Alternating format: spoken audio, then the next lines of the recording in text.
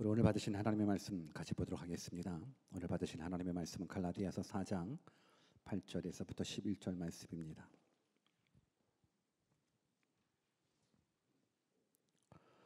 우리 한 목소리로 같이 합독하도록 하겠습니다. 갈라디아서 4장 8절에서부터 11절 같이 한번 읽습니다. 시작. 그러나 너희가 그때에는 하나님을 알지 못하여 본질상 하나님이 아닌 자들에게 종노릇하였더니 이제는 너희가 하나님을 알 뿐더러 하나님의 아신 바 되었거늘 어찌하여 다시 약하고 천한 초등 학문으로 돌아가서 다시 저희에게 종노릇하려 하느냐. 너희가 날과 달과 절기와 해를 삼가 지키니 내가 너희를 위하여 수고한 것이 헛될까 두려워하노라. 아멘. 믿음으로 한번 우리가 믿는 하나님이 어떤 하나님인지 고백해 볼까요? God is good all the time. 여러분, all the time 안에는 힘든 일, 괴로운 일, 어려운 일 다 들어 있습니다. 그럴 때도 God is good이라고 고백할 수 있겠습니까? 고백하실 수 있어야 하나님을 제대로 만난 분들이라 저는 믿습니다. 저는 여러분들 모두가 항상 우리 하나님 항상 선하신 하나님, 좋으신 하나님이라고 고백할 수 있는 믿음의 사람 다 되기를 다시 한번 주님의 이름으로 축원합니다. 또한 우리는 하나님의 은혜 없이는 1분 1초도 살 수 없습니다. I'm nothing without God입니다. 하나님 없이는 우리는 nothing입니다. 근데 하나님이 함께 하시면 어떻게 됩니까? With God nothing is impossible. 그 좋으신 하나님 말씀으로 만나 뵙기를 주님의 이름으로 축원합니다. 오늘의 뜻을 정한 인생 369번째 시간으로 본문 말씀을 통하여 그때와 이제라는 제목으로 하나님의 말씀을 증거하도록 하겠습니다. 그때는 언제고 이제는 언제일까요? 하나님을 믿기 전이 그때라면, 하나님 믿기 전이 그때라면 하나님 믿고 나서는 이때가 될 것입니다. 복음을 듣기 전이 그때라면 복음을 듣고 난 후가 이때가 될 것입니다. 여러분들에게 질문을 던져보고 싶습니다. 여러분들은 예수님을 믿기 전과 믿고 나서의 차이가 있으십니까? 예수님을 믿기 전이 그때라면 예수님을 믿고 나서의 이때 차이가 있으십니까? 만약 차이가 없으시다면 아직은 이때가 오지 않은 겁니다. 예수님을 믿기 전과 믿고 나서는 확실하게 차이가 있습니다. 여러분 성형수술이죠. 성형수술 보면 비포와 애프터를 확실하게 구별하죠. 혹시 성형수술 하신 분 있으면 손 들 필요까지는 없지만 내가 성형수술을 했는데 차이가 없다. 성형수술 했는데 차이가 없다. 수술이 망한 건지 망하든지 아니면 수술을 안 하든지 둘 중에 하나일 겁니다. 성형수술하면 반드시 비포와 애프터가 있습니다. 동일할 것 같아요. 예수님을 믿으면 반드시 비포와 애프터가 있습니다. 믿기 전, 믿고 나서는 반드시 구별이 있습니다. 오늘 사도 바울은 갈라디아 교회를 향하여 다시금 비포와 애프터를 말씀하면서 율법과 믿음의 관계를 말씀해주고 있습니다. 왜 갈라디아 교회에게 사도 바울이 계속적으로 이 율법과 믿음에 대한 부분들을 말씀하고 있습니까? 그 이유는 갈라디아 교회가 하나님을 붙잡아야 되는데, 예수님을 붙잡아야 되는데 율법을 붙잡기 때문에 그렇습니다. 처음 갈라디아 교회는 사도 바울을 통해서 복음을 듣고 구원받을 만한 믿음을 얻기 시작했습니다. 예수 그리스도 안에 죄 사함을 받고 영생이 있음을 믿고 구원받음에 대한 감사 감격을 갈라디아 교회가 가졌었습니다. 그런데 문제가 생겼습니다. 바로 복음을 제대로 깨닫지 못하는 유대인 율법주의자들의 말에 흔들리기 시작했습니다. 믿음으로 의인되는 복음을 뒤로 한 채 행위로 의인될 수 있다는 이 거짓 복음을 갈라디아 교인들이 붙잡았던 겁니다. 저들은 율법을 지켜야만 구원받을 수 있다라는 이 거짓 복음에 설득당했습니다. 그런데 이런 거짓 복음에 갈라디아 교인들만 설득당한 것이 아니라 오늘날 많은 그리스도인들도 설득당했다라는 부분들인 겁니다. 우리 한번 옆에 계신 분들한테 당신도 설득당할 수 있을까요? 한번 인사해 볼까요? 시작. 당신도 설득당할 수 있을까요? 설득당하면 안 되죠. 설득당하면 안 되기 때문에 오늘 이 시간 이 자리에서 참 복음을 제대로 깨달았으면 좋겠습니다. 그런데 오늘날 많은 그리스도인들이 설득당하고 있어요. 쉽게 말하면 믿기만 하면 천국에 갈 수 있다는 말과 천국에 갈 수 있는 행동을 해야 천국 갈 수 있지, 이 말 중에 여러분들 무엇이 더 설득력 있다 생각하십니까? 한번 여러분들이 생각해 보십시오. 믿기만 하면 천국에 갈 수 있다라는 말과 천국에 갈 수 있는 행동을 해야지 천국에 가지, 무엇이 더 설득력이 있습니까? 천국에 갈 수 있는 행동을 해야 천국에 갈 수 있지가 더 설득력이 있을 수 있습니다. 더 구체적인 예로 착하게 살아야 천국에 가지 믿기만 한다고 천국에 가겠냐? 여러분 무엇이 더 설득력이 있습니까? 한번 생각해 보십시오. 착하게 살아야 천국에 가지 무슨 믿기만 한다고 천국에 가겠냐? 어찌 보면 착하게 살아야지 천국에 간다라는 것이 더 설득력이 있습니다. 이성적이고 합리적일 수 있습니다. 그런데 이 이성적이고 합리적인 이것이 우리들에게 함정이 될 수 있다라는 겁니다. 착하게 살지 말라는 것이 아닙니다. 우리 그리스도인들은 착하게 살아야 됩니다. 착하게 살지 말라는 것이 아니라 착한 행동이 구원의 주체가 될 수 없다라는 겁니다. 깨달으십니까? 오늘 갈라디아 교회 성도들이 왜 율법주의에 속았냐면 율법을 잘못 이해하고 있기 때문에 그래요. 율법은 구원의 조건이 아니라 구원자 되주시는 예수님이 오실 때까지만 유효한 법인데도 불구하고 저들은 율법을 지켜야지만 구원받을 수 있다라고 믿고 있다라는 부분들인 겁니다. 지난 시간에 종과 아들의 비유를 통해서 아들을 위하여 종이 필요한 것이거든요. 오늘 우리는 종의 모습이 아닌 아들의 모습을 가지고 있고 율법은 종의 모습이에요.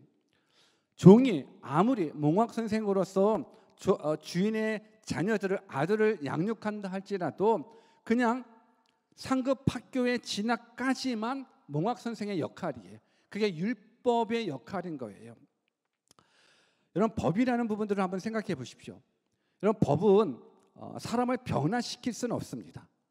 법이라는 부분들은 사람을 두렵게 하고 사람의 행동을 제재시킬 수는 있어도 사람을 변화시키는 수는 없습니다.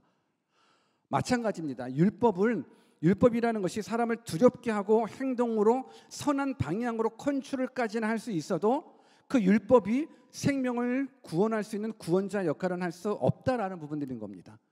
근데 그럼에도 불구하고 갈라디아 교회가 율법을 지켜야지만 구원을 받을 수 있다라는 이 거짓된 복음을 가지고 있다 보니까는 지금 사도 바울이 오늘은 그때와 이제라는 이 말씀을 통해서 예수님 붙잡으라, 율법 붙잡지 말고 예수님 붙잡으라 말씀해주고 있습니다. 그래서 오늘도 저와 여러분들이 또 한 절 한 절 읽어 나가시면서 율법이 아닌 예수님 붙잡기를 주님의 이름으로 축원합니다.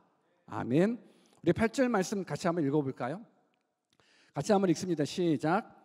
그러나 너희가 그때에는 하나님을 알지 못하여 본질상 하나님이 아닌 자들에게 종노릇하였더니, 사도 바울은 말합니다. 너희가 그때에는 하나님을 알지 못하여 본질상 하나님이 아닌 자들에게 종노릇했다라고 이야기를 해요.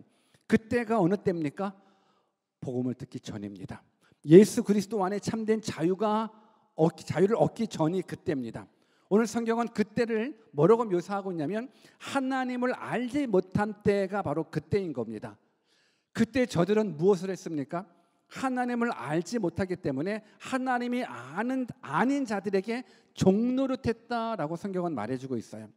하나님을 알지 못한 그때에 저들은 하나님을 섬기지 않고 우상을 섬겼다라는 것, 세상 철학을 섬기고 미신을 섬기며 살아왔다라는 부분들인 겁니다. 왜 그래요? 하나님을 알지 못했기 때문에 그래요. 근데 이 말은 갈라디아 교인들에게만 적용된 것이 아니라 우리들에게도 동일하게 적용되는 거예요.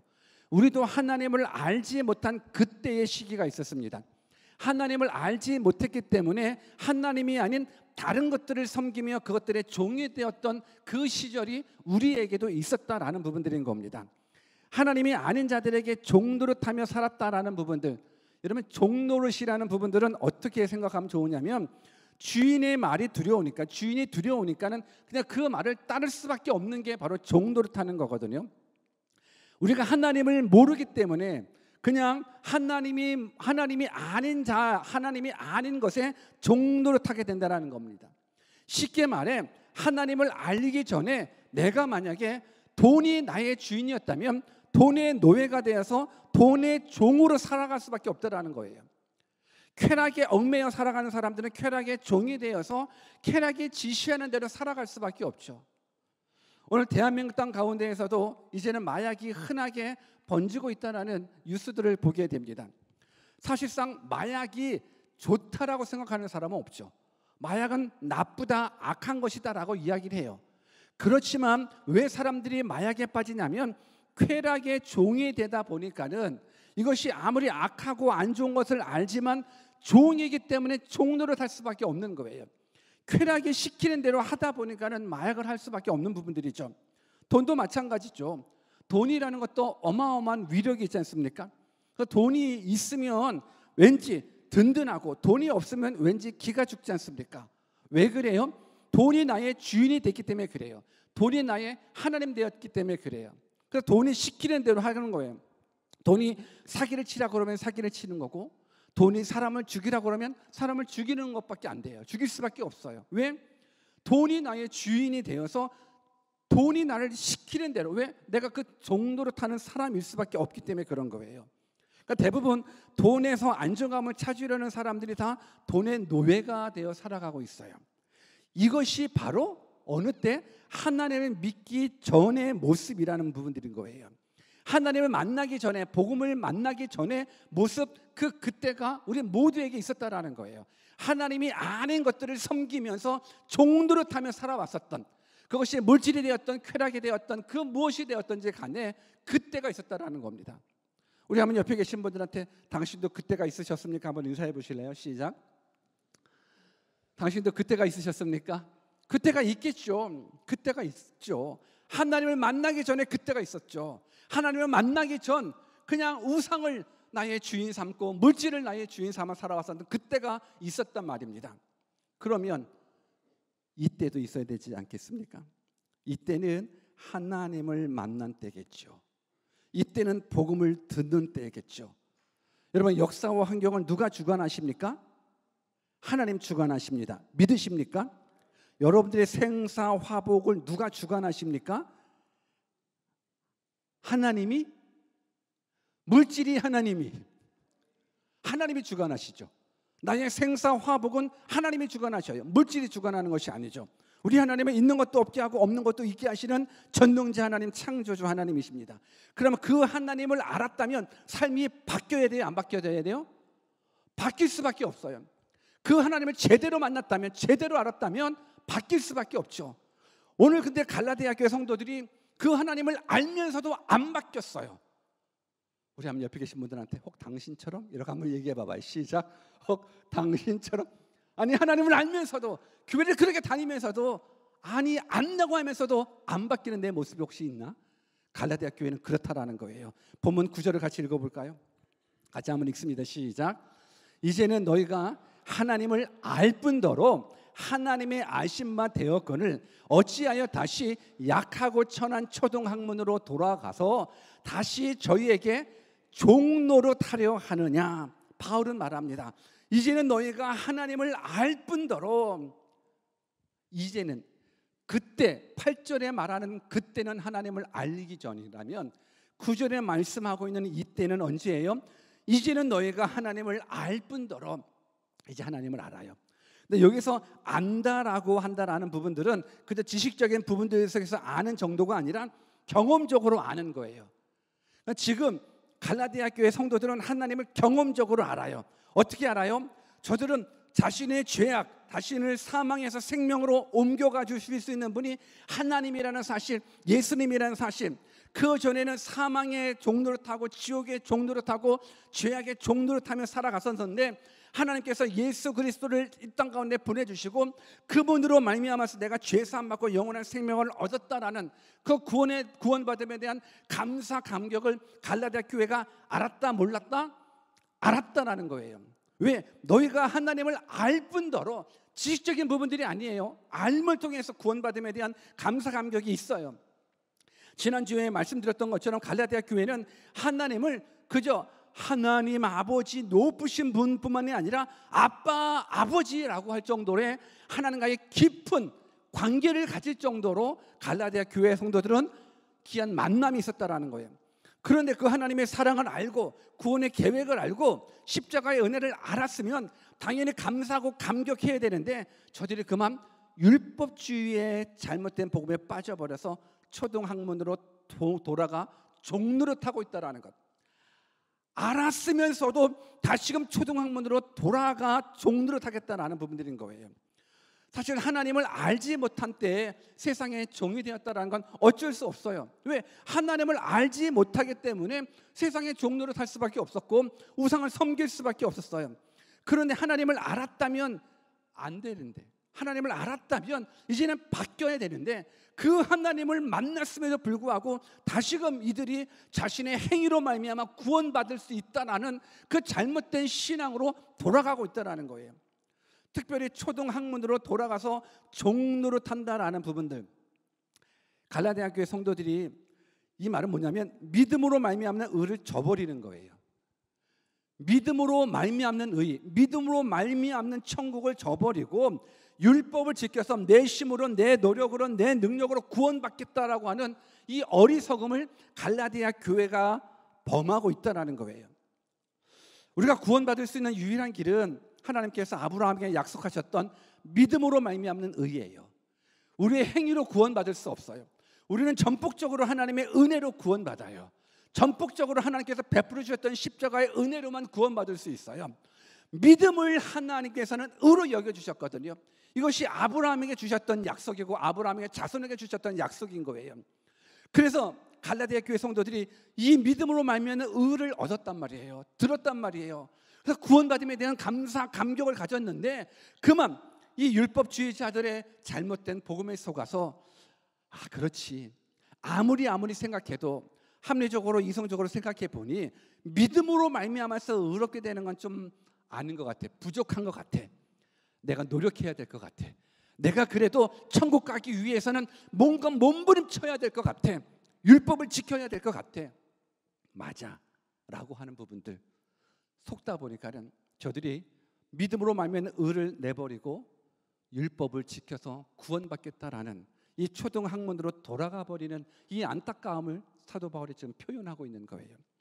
그러면서 사도 바울이 이 율법이라는 초등학문을 본문에서 어떻게 표현하고 있냐면 약하고 천한 초등학문이라는 표현을 쓰고 있어요. 한번 따라서 볼까요? 약하고 천한 초등학문, 이게 바로 뭐예요? 율법이에요. 율법은 약하고 천할 수밖에 없어요. 왜 그래요? 여러분, 율법이라는 것은 거울과 같은 거예요. 거울과 같다라는 부분들은 뭐냐면 우리가 이렇게 얼굴을 보잖아요. 거울을 딱 보면서 얼굴 보면 이게 뭐 더러운 게 묻어 있구나라고 하잖아요. 그랬을 때 혹시 거울에서 손이 나와서 이게 더럽네 하고 닦아주거나 씻어주거나 합니까? 여러분, 거울의 역할은 더럽네를 보여주는 거예요. 거울의 역할은 야, 너 눈곱 꼈어, 너 치아에 고춧가루 있어, 보여주는 거예요. 율법이 그래요. 율법은 너 죄인이야, 너는 지옥 갈 죄인이야, 너는 악한 죄인이야 라는 부분들을 보여주는 게 율법의 역할인 거예요. 거울과 같아요. 거울이 손이 나와가지고 더러운 걸 닦아주지 못하는 것처럼 율법이 우리들의 더러운 죄악을 씻어줄 수가 없어요. 그런데 지금 갈라디아 교회 성도들이 무엇을 붙잡고 있어요? 율법을 붙잡고 있어요. 율법을 지키면 내가 구원받을 수 있다라고 이야기를 하고 있는 거예요. 절대 그렇지 않아요. 우리도 자칫 율법주의에 속을 수 있어요. 우리도 자칫 잘못하면 율법주의에 속을 수 있어요.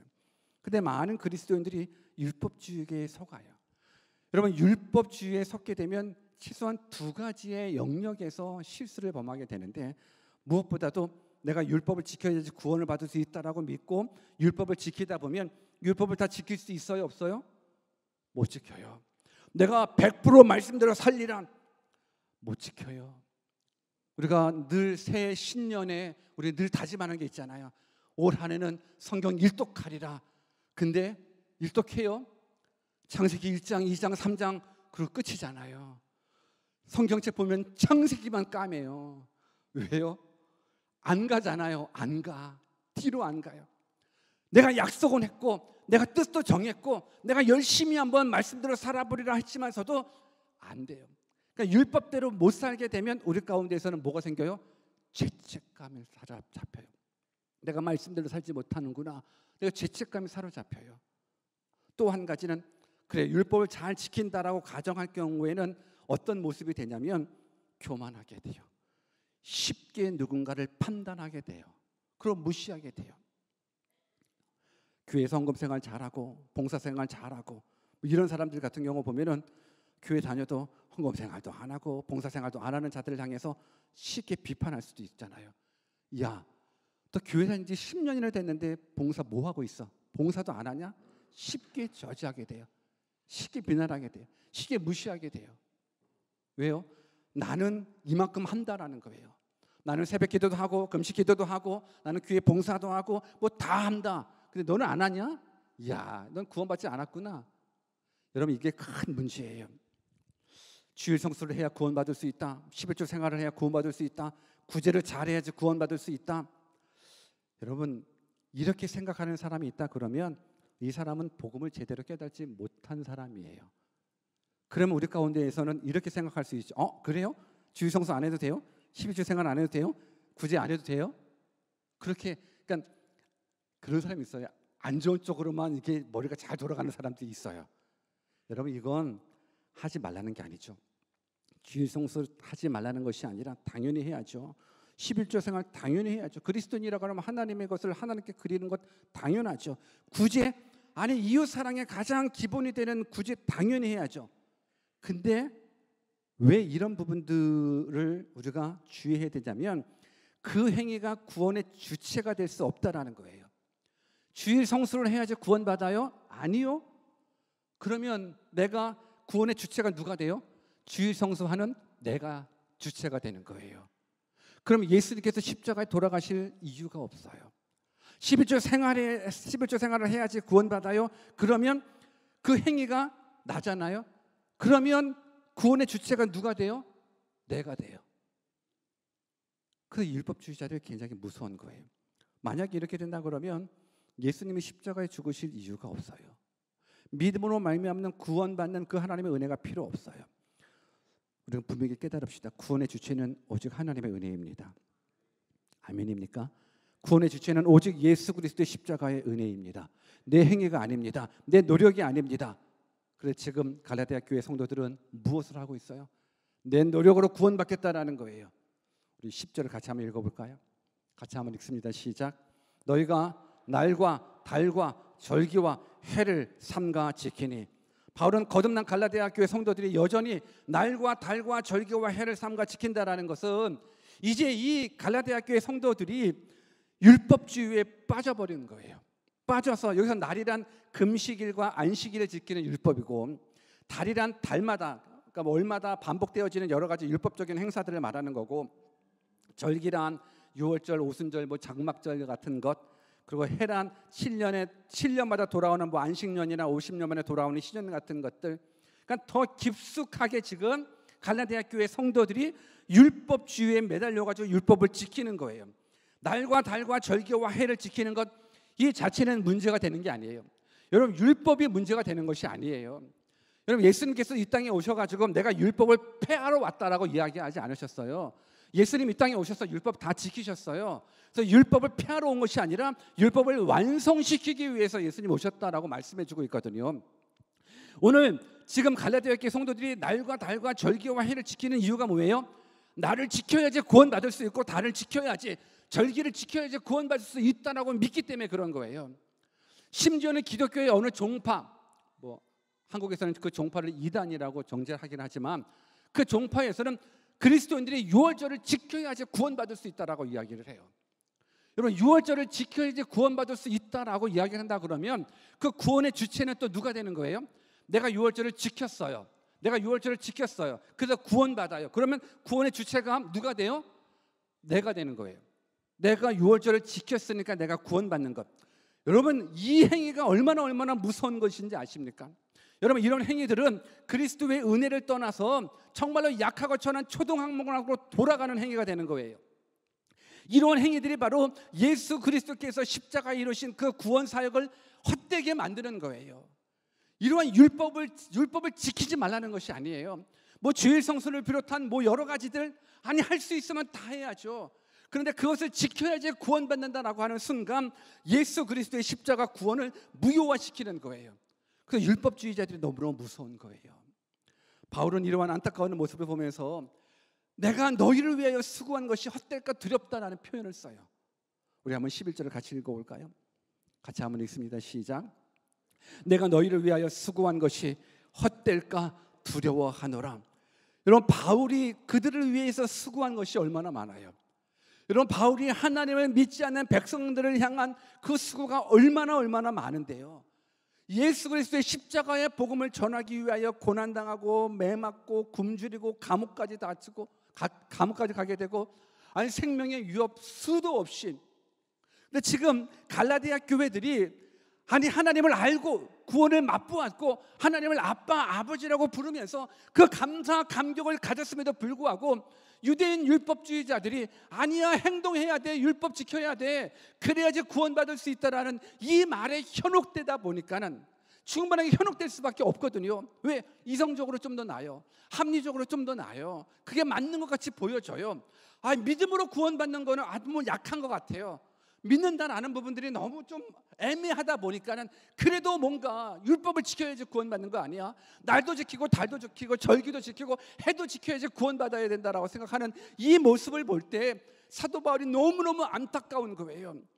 율법을 지켜서 구원받는 것이 아닌데, 율법은 우리가 죄가 있다는 사실을 깨닫게 하는 부분들이고, 그 율법은 우리를 예수 그리스도에게로 데려가서 예수 그리스도 안에 영생이 있고 구원이 있다는 사실을 알게 하기 위해서 율법이 필요한 건데, 이 갈라디아 교회 성도들이 율법 붙잡고 구원받으려고 몸부림치니까 사도 바울이 내가 너희를 위하여 수고한 그 수고가 헛될까 두렵다라는 표현을 쓰게 되는 거예요.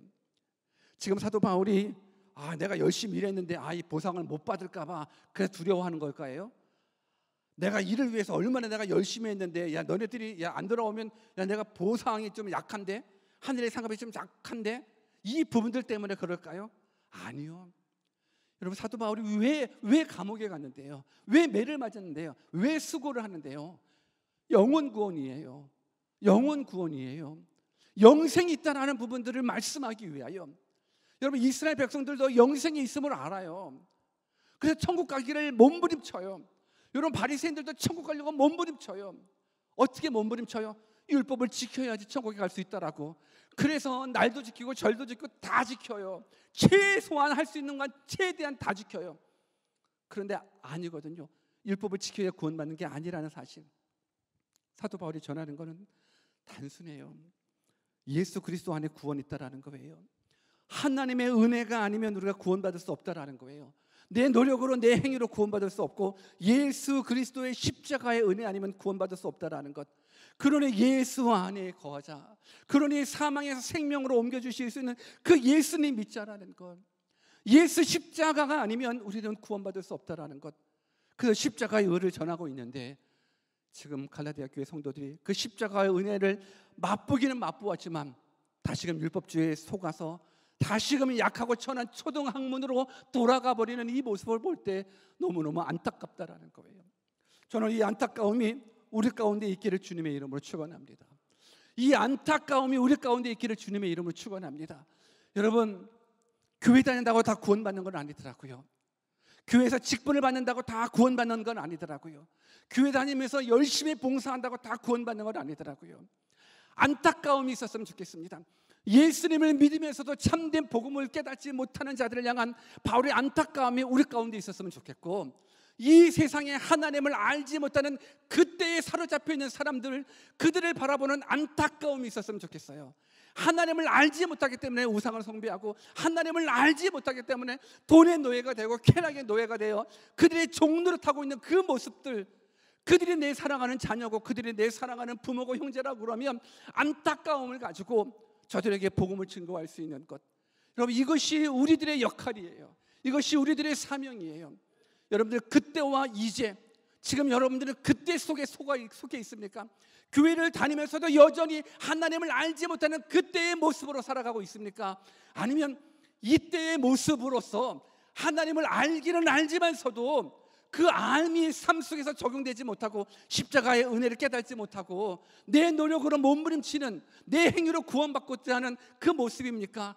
아니면 정말로 사도 바울과 같이 안타까움을 가지면서 복음 전도화에 대한 영혼 구원에 대한 마음을 가지고 있는지요? 저는 여러분들 모두가 사도 바울의 마음 얻기를 원합니다. 안타까움을 가지고 아직도 하나님을 알지 못하는 영혼들에게 복음을 증거할 수 있는 모습으로 여러분들의 시간이 쓰이고 물질이 쓰여지고 재능이 쓰여지기를 주님의 이름으로 축원합니다. 영혼 구원보다 소중한 것 없습니다. 영혼 구원보다 소중한 것 없습니다. 여러분, 영생 있습니다. 죽음이 끝이 아닙니다. 죽음 다음에는 천국 있고 지옥이 있습니다. 예수 그리스도 안에 영원한 생명이 있습니다. 여러분, 그 사실을 믿고 이제 복음을 증거하는 믿음의 사람, 믿음으로 살아가는 믿음의 사람. 그래서 비포와 애프터가 확실하게 나뉘어져. 세상 사람들조차도 당신은 그리스도인이 맞습니다라고, 당신이 믿는 하나님 나도 믿고 싶습니다라는 그런 믿음의 고백이 세상 사람들에게도 나오기를 주 예수 그리스도의 이름으로 축원합니다. 우리 같이 한번 말씀 붙잡고 기도하는 시간 가져볼까요?